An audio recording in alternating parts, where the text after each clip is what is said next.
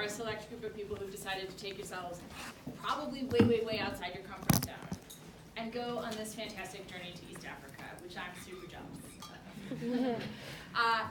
And I feel honored to be able to be part of shepherding you through what it means to prepare yourselves for doing that, in part because I still remember, as though it were yesterday, although the calendar begs to differ, going for the first time to Ghana when I was a college student. And when I went, I was utterly unprepared. It seemed like a really cool thing to do. And it was not until I was off the plane and riding a bus, and I looked out the window and I realized that the ground was red. And I was like, the ground is red. And that just blew the lid off. Like, all the things could be different if the dirt was a totally different color. Like, I come from Wisconsin where dirt is like a blackish brownish color. And I had wrongly assumed that that was a universal feature of the world. And no, in Ghana, the dirt is red. And that just became like this sort of metaphor for like all the things could be different. And things that I hadn't even thought to question as possible to be different, those could be different too. That the things that I took for granted were only quote unquote normal because they were my experiences, not because they were universal experiences or the best experiences or good experiences. They just happened to be the ones where I plopped out on Earth. And that was kind of the beginning of a big journey that I wound up loving, that led me all the way to being here. Along the way, lots of people paid to educate me out of my ignorance. And so while that was happening, often those were people who were paying for educating me out of my ignorance by sharing with me things that were hard for them, things that they had gone through that maybe were painful as well to have to recount to someone else. And I remember feeling this profound sense of responsibility that it didn't seem fair that they would have to go through all those things and then also turn around and pay the cost of teaching someone like me. And so if I ever got an opportunity to be a teacher, I wanted to be able to pay that forward. So during the course, I and other people we've invited will come to be before you to share our experiences, to share some of our scholarship. Along the way, I will try to represent what I have learned, both in my own personal experience as a white Midwestern girl who went and kept going, but also from what I have accumulated as the stories and lessons of others that others have shared with me, and try to share forward that viewpoint that they've shared with me. And I will try, when I do that, to be as humble and thoughtful as I can be about the fact that there is always something precarious about sharing a perspective that isn't your own lived point of view. And so we'll be thoughtful about that. I want us to have some time for questions today, but I think probably what will work best is to be able to have a frank question session, and that probably won't happen until you've gotten a little used to me and I've gotten a little used to you. So there's a lot of you, and I gather that you all know each other for the most part, right? Mm-hmm. Do we have anyone who is not in the folk choir? Nice! Does everyone know this guy? You win! Tell us your name. My name's Jaleel. Jaleel. I'm a freshman. Welcome, Jaleel the freshman. How do you feel about singing? Not Rich at all. baritone, anything like that? Can you share with us a little bit about what drew you into the class? I've had lots of friends from Mauritania and different parts of East Africa, that's West Africa, but I have lots of friends from all over Africa, and I've always been interested in trying to understand them better, and I've always felt like there was almost like a disconnect. Like when they would speak amongst each other about their common culture, I always feel very intrigued about it. So okay. I just felt like this class would kind of give me more exposure to that. I love it. So someone who's here for the true hunger, is this what we do? Am I in music now? Have I decided? I always thought I would make a mean triangle. If there's a triangle. Rhythm, no anything else. Rhythm is where it stops. He did teach me how to do a 4 count, but I was well on in years before I okay, so welcome to all of you, including Jaleel. That's right. Who I now know by name. Go me. So instead of taking a lot of our time to know you one-on-one, I thought we would do a kind of physical move around the room exercise, because I'd like to be able to gauge the temperature of kind of where those of you who are here are at in terms of your thinking, your personal dispositions in advance of going.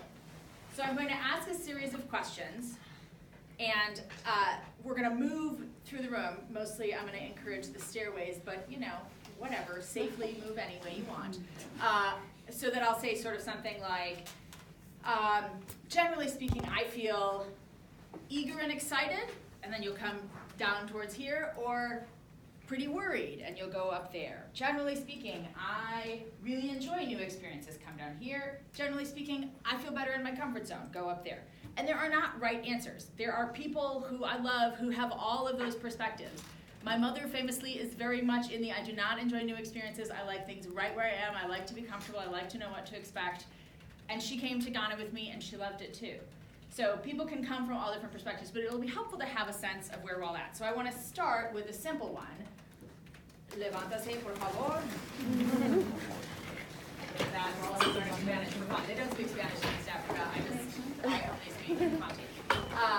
Okay, so if you have gone abroad before, outside of the U.S., sort of if you've done it at least once, you're in the middle. If you've done it more than once, you're towards the front. If you've never done it, you're towards the back. Gone abroad before.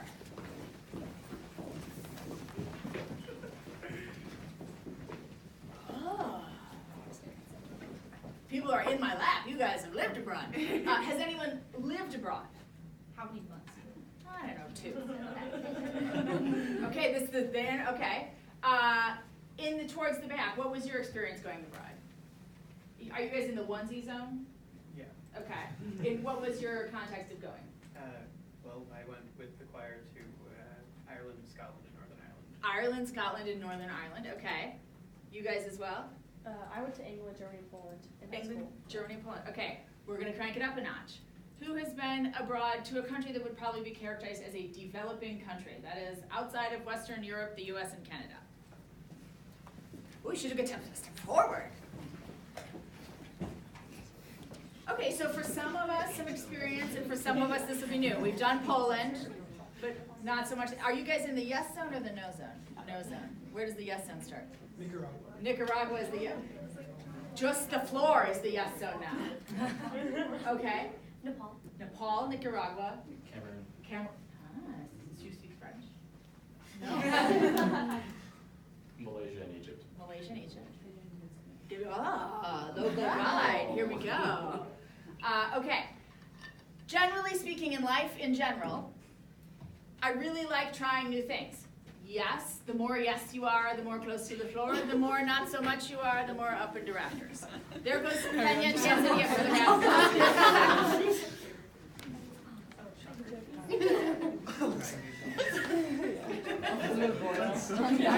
Might as well be on the board. Okay, so some people who are generally adventurous. Is this the have we stopped being adventurous at the one step, or we're just a right bit adventurous? A tiny bit adventurous, like you put sriracha up once in a while. Okay.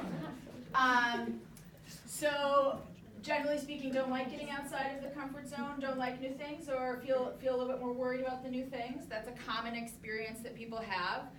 Also on this side of things, like myself, you can have the yeah, I love it. Oh, what have I done?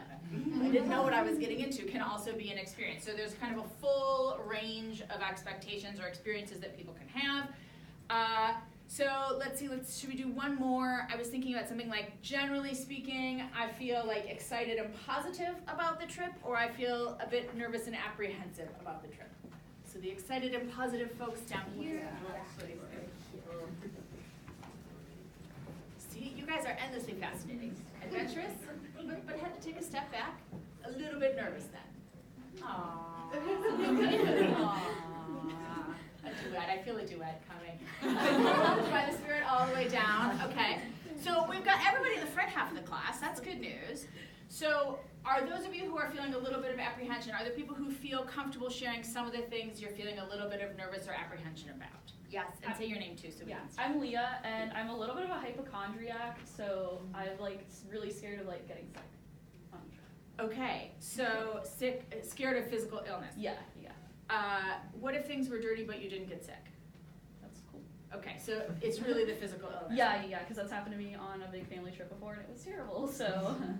Yeah, so interestingly, in all the years, I eat really cheap street food for the most part when I'm in Ghana. Yeah. But the thing about cheap street food is that it's endlessly at a rolling boil. Mm-hmm. So I went years and years and years and never got sick. And then these fancy new restaurants popped up, and I went with my spouse to a fancy restaurant and get wickedly sick off this fancy restaurant food. But I've only really been sick once the entire time I've been in Ghana, and I've lived there for 3 years. So I've got my fingers crossed for you. Other things that might be causing some nervousness or apprehension.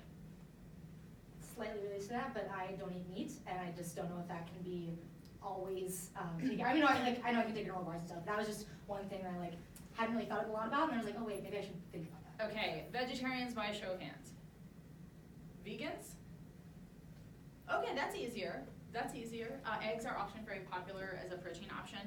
I don't know as much about East African food as I do about West African food. I'm more of a West Africanist. I can tell you a challenge in some foods is that vegetarianism can be kind of confusing, and so the lines about what's okay and not okay can be confusing. So like if there's a big pot, it would be really common for there to be a large pot with everything cooked in it, and when you get served out, you would make a request. Do you want goat or chicken or egg? But the pot had all the things, and so that might be a thing to think about how you feel about whether that is an accommodation you're willing to do or not. The food will likely taste very, very different anyway, so whether and how that comes across. Rice is very common in lots of places. And also Ethiopia, which is kind of nearby, has a much more pronounced vegetarian. Like you can get very, very vegetarian Ethiopian food. So I gather that's something you're investigating, right? Mm-hmm. Okay. So our intrepid reporter with the field will report back about food. Other things that are causing some feelings, yes? Sort of as like a very Western choir, being sensitized to the proper things and desensitized to the proper things as well. So we don't go in and say something or respond to something that is we should be prepared for, but we're not. Yeah. Okay, so that's part of why we're here. And part of it is also just a flying leap. So if I had to say I feel confident I can interact with people who are culturally different than me and not screw it all up, I would not be on the floor. I would for sure be somewhere on the stairs. We all would, if we're honest with ourselves. We all would. Even with my own Midwestern people, I go to Wisconsin and speak Wisconsin to them. There are just moments where you can do it wrong or you cannot understand. And part of it is because there are some universal things, like don't touch black people's hair, just like you don't touch most grown-ups' hair. That's just a universal no-no. Happy to dole out those lessons. But there are lots of other things upon which there's no nobody got together and they voted and here's the one right way to do it. People have different feelings. What one person would be okay with would be upsetting to someone else. And so learning how to enter a space where we don't know the rules and to tread softly about figuring out what's okay and to be willing to admit when we don't know it, those are all really important foundational skills to figure out how we can get up to speed on a given environment, because the environment at one of the churches you visit could be different than a few miles away in the same country in terms of what they think is good and right and appropriate. But we will be talking about some of the kind of broad strokes in terms of presentation of self and interactions with others, and we're going to try to make peace with our own fallibility and our own need to kind of seek forgiveness when we recognize that we've done something that isn't right. But that's a great thing to be sensitive and thoughtful about. Anything else we want to bring up now? Should we head back to our seats? We can keep talking about this as we head back to our seats.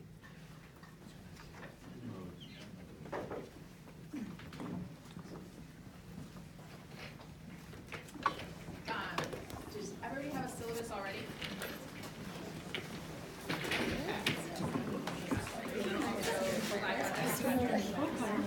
That's why you're asking me. Yeah, my only question is 5 years So, just to walk back everything I've said that's completely wrong based on my assumption. Okay, so in this path that we're trying to construct, so that you have some field guides to help you with your questions, to help you figure things out, to do some structured and systematic exposure to things that you can think of in advance, Dr. Wright and I have put together a syllabus that kind of walks you through both some social issues that can give you some background sensitivity, some experiences that will help you practice and think about being exposed to new and different things and how you handle that. And also some more focused experiences and talks with people who will be speaking specifically about religious life and music in East Africa. So at the end of the semester, you'll be coming closer and closer to your kind of focal subject. We've set it up so that there's a lot of opportunities for reflection, because the most important thing about this experience is your own personal growth. This opportunity to go abroad to a context that is very, very different from anything you've probably lived in before is the kind of thing that usually stretches and grows you as a human. it becomes one of the most profound experiences that students have as undergraduate students. And I know this because for years I have taught a class in which students who want to do research abroad prepare their own independent proposal to do field work to go abroad. So I've gotten to see dozens and dozens of your fellow Notre Dame students come through my doors and then go off into the world where they live and work for the summer in an international context, often by themselves, which is pretty darn hard. And then when they come back, they can say that it is incredibly hard, but also the best thing that they've done. And when they graduate, that's the thing that they remember. So stretching yourself is a wonderful opportunity that you guys have opted into, and we do some it's like some pre-stretching routine action happening here. So one of the things we've curated for you is that there are 3 kind of get out there and expose yourself experiences. And you can do all 3 of them if you want. But as part of the course, we're asking you to choose 2 of the 3 options. So those are on the front page. The Human Development Conference is a student-coordinated conference hosted by Notre Dame every year. This one is date-specific, February 22nd and 23rd. Their focus this year that they have brought keynote speakers out on is that idea of engaging with empathy with people who are different than you. So the presentations will largely be student researchers, like yourself, undergraduates who've done development projects, and we'll talk about their experiences. And the keynotes are professionals from the professional world. I think most of them are from medicine this year, who are going to talk about engaging with empathy. So one of the things you can do is go to one of the keynotes if you can make it, or go to a panel or 2, try to talk to some of the students after the panel about what their experiences were like if someone really catches your ear. And then write a 300-word reflection on what you feel like you learned, what you thought differently about, what challenged you, what emerged for you from that experience of hearing people talk about their own experiences going to contexts somewhat similar to what you guys will be doing. Another one of your active engagement experience options is to attend an event hosted by the Notre Dame African Students Association. So you have students on campus from Africa whose families are in Africa. And they have a student association, and they put on these really incredible cultural events. And they often are very sad that they try to do outreach to talk about their culture and their experience to the campus, and they feel like it falls on deaf ears, and there aren't a lot of non-African students who are interested in coming. So hooray, we are interested in going. So you have the opportunity, and as we become aware of their calendar of events, Dr. Wright and I will pass along to you what some of the dates on those are, but they often will have like a fashion show, or they'll have a food thing where they'll serve food from their country, or they'll have a dance exhibition that they'll be doing. So you're participating in one of the events hosted by them, and then writing the reflection again. These are all going to be moments of reflecting not only on the substance itself, like what was presented to you at the African Students Association event, but also what it felt like. There is a solid chance if you go to an African Students Association event, you may be one of the only non-Black students there. What does that feel like? That's a great thing for you to touch base with your own personal experience and being aware of how you respond physically and emotionally to feeling different. Another one of the options is that the Snipe Museum has a Dimensions of Power African Art exhibit. And you can take a tour of that. So I have reached out to their tour guide so we can coordinate a tour date. There's a day in the syllabus where we have a kind of a month gap. We can coordinate during this time period if that works for you. For those, if there's enough of you who want to take the tour, I will set up a tour with the docent at that time. For you to tour with the docent and kind of see the art of kind of African people speaking to their experiences of power and disempowerment, and reflect on that experience as well. So those are your 3 active engagement opportunities. Above and beyond that, every week you'll have a substance. You will often have a reading assigned by that professor. Today, for me, I'm giving you a short piece that you're going to read and discuss in class. Most of the other ones will go out in advance. They'll be, are we going to put them in the Google Drive or email? We're going to put them in the Google Drive. Do you guys know what the Google Drive is, or is this the first you're hearing it? First time. First time you're hearing of it, great. We're going to have a Google Drive where you will each have a portfolio. So within the shared Google Drive, you will have the responsibility for creating a folder with your name in it. And into that folder, you will put all of these reflection essays as the kind of cumulative portfolio of your reflections and personal growth over the course of the semester. So that's where you'll put the 300-word essay after you do those engagement experiences, and there's a 300-word essay that you reflect on each of the classroom experiences that's due before the next class meeting. That will be the home for all of those things. We will also then have another folder where we'll put all the readings that's in that kind of larger shared folder. How are we doing so far? Anyone who hasn't used Google Drive before? Okay. So today we're talking about productive discomfort and humility and spirituality. Next week we have an anthropologist, Dr. Betsy Breda, who's coming in, who's a Kellogg Fellow, who's going to talk about kind of understanding more sensitivity to the political and historical context that is characteristic of a lot of African nations, as well as some of the variation in that context, that there is not one Africa. Then we move into thinking about Catholicism in the context. So Father Paul Coleman will be coming to talk about Catholic social teaching within and engaging kind of the context of Africa. Father Bob Dowd is going to drill in even further and talk about Holy Cross in Africa. Then we get an experience of the musical expression in East Africa, so you're going to kind of drill in a little bit closer to your substantive area. And my friend over here, I don't think we're going to force him to sing, are we? No. No. Maybe. Maybe the triangle. You and I can fight for the triangle that day. Where we'll talk about musical expression and kind of a musicological approach to East Africa. Steve Reifenberger is going to come in and talk about cultivating accompaniment. Accompaniment is a tradition of thought within Catholic teaching about the idea of walking alongside someone, and it's a position of kind of thinking about greater humility about what we offer and how we offer assistance to people who may not be empowered in the current social structures of our world. And then we have theology and reconciliation, where Father Emmanuel Katongole and Alison Fitchett, who's a theological graduate student, are going to come in and talk about some of the missions in East Africa, the history of those missions, the idea of reconciliation in that context as the final thing. And then you'll have a so each week you have a 300-word journal entry based on the last class. It's your opportunity to reflect. This is really about you. I'm not looking at, like, do you have to say, well, if we look at the writings of Kwame Nkrumah and contrast them with, what Paul Kagame is saying currently now, we can really see that, no, this is about you articulating your areas of growth, articulating what is challenging you and how you are growing in response to those challenges. So those are those opportunities to grow. You have little bits of them all the way along in your portfolio. Then at the end, you have this kind of cumulative 1,000-word capstone essay that wraps up sort of where and how you feel like you've grown, and also looks forward about where and how you anticipate growing in response to the experience that you'll have when you go abroad and or do not go abroad. That's kind of the architecture of where we're going this semester in general. So generally speaking, we're meeting every 2 weeks except for that one gap.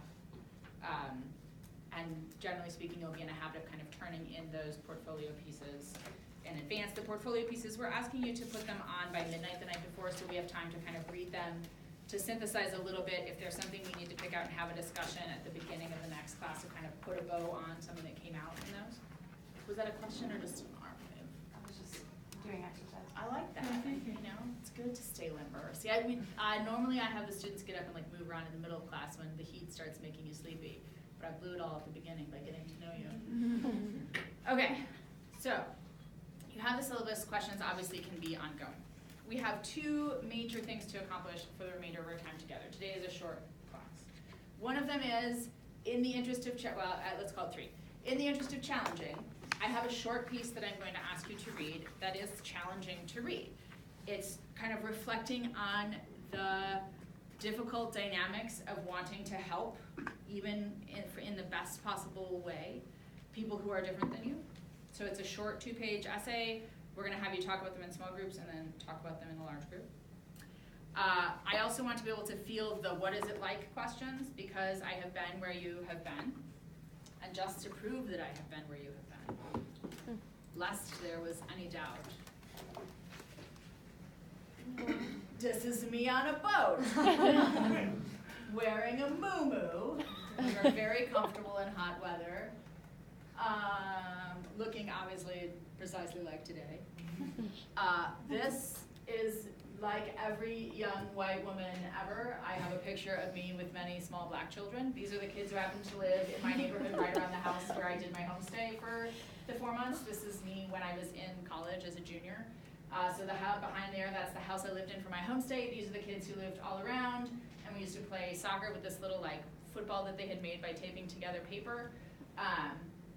This guy in particular was kind of a joker. That's his brother. They were fun kids. In a move that was both fun and probably poorly thought through, I had brought Pop Rocks as like a fun, I thought that'd be sort of a fun physical experience if you weren't used to like, do you know what Pop Rocks are? You put them in your mouth, they're like, They were both like fascinated and horrified by this, like they could not stop with the Pop Rocks.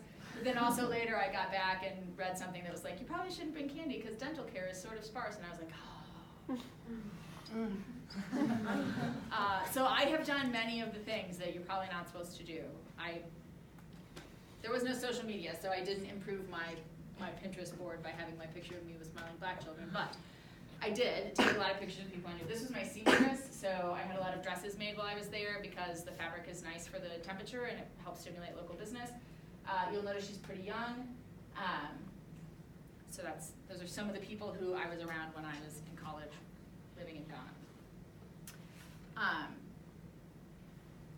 So do you want to do the hard reading, the ask the professor questions about what it's like, or where we're going at the end is I have for years in my classes used an exercise called the embracing discomfort exercise, where you remove physical comforts from your life for a week, and additionally you add in you actively seek sources of social discomfort. I can tell you some of the things my students have collectively brainstormed and agreed to do in the past. I can tell you that it's always challenging. Nobody has done 100% of it. Everybody fails in some way because it's hard. But you write a reflection on the basis of that. So that's going to constitute what your assignment is for the next week, in which you'll write your 300-word reflection on for next week. So we have to set some time aside at the end for brainstorming about that. So, challenging reading small groups or ask the professor questions. Are we there yet? Do you love me yet? Do you trust me? I'd say to do the reading first, because if we need to run over. Then you can ask me questions about the reading, feelings. Okay. So, all right. Like I said, it's 2 pages. I think discussion is going to work best in kind of 2s and 3s, so you'll be able to turn to the people who are sort of next to you. So take a few minutes to read this and then talk. It brings up issues. It's hard to read. It's hard because these are real challenges. How do we reconcile a genuinely motivated desire to help, the thing I love best about Notre Dame students, with some of the challenges that are innate in trying to help it?